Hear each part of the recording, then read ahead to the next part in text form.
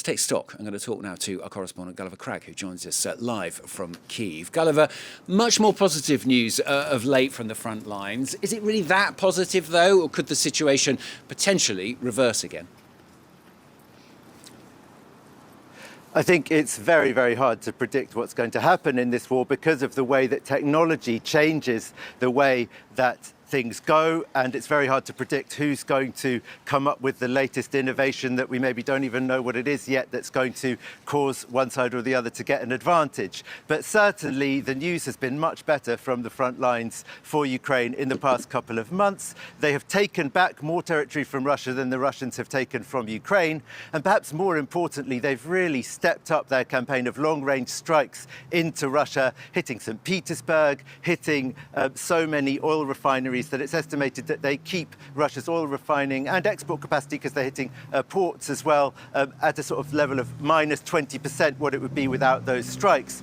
So it's not devastating, but it's certainly very damaging to the Russian economy. More recently, the Ukrainian middle-range strikes have been cutting Russian logistics in the south of the country. There's basically no highway in the occupied parts of southern Ukraine that the Ukrainian forces cannot now hit. This morning, the Azov Brigade is reporting that it's forced the Russians to close down the port of Mariupol, occupied city in the Donetsk region, through those strikes. So clearly they are doing a lot of damage. But at the same time, when we talk about the Ukrainians taking back more territory than they've lost, they are still losing territory, and it's, spread geographically very unevenly. The Russians are still advancing in Donetsk region, not as fast as they would have hoped, certainly, but they are now encroaching into the city of Konstantinivka. There's fighting going on.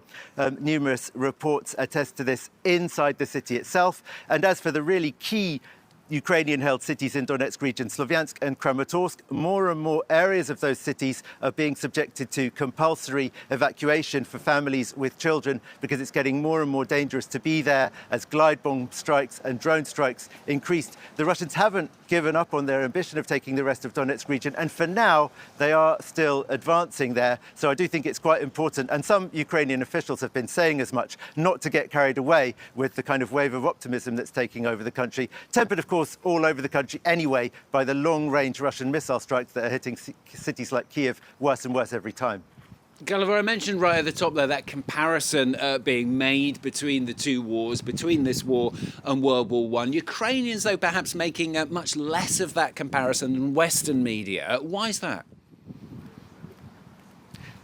Well, one reason is, of course, because the war, in a way, started in 2014. It's been much longer. But if you're talking about the full-scale invasion and treating that as a separate war, then that is, today marks the day that it went on longer than World War I. And there are lots of reasons that Ukrainians understand as well about why the comparisons are being made. Until recently, it was trench warfare on a stagnant front line. Now it's not really so much trenches, though, because drones have made it unwise to have long, very visible trench systems. It's more isolated dugouts where soldiers are underground, but not necessarily connected by big, long trenches to other positions. So that's changing. That's a symptom of the way that technology is changing the war. And that's one of the most important comparisons with World War I, is that it brought in technological innovations that changed the face of warfare everywhere forever, and that is clearly the case with this war as well. But I think another reason that Ukrainians don't immediately reach for the comparison with World War I is that for countries like Britain and France, you can argue that World War I was the worst thing that ever happened.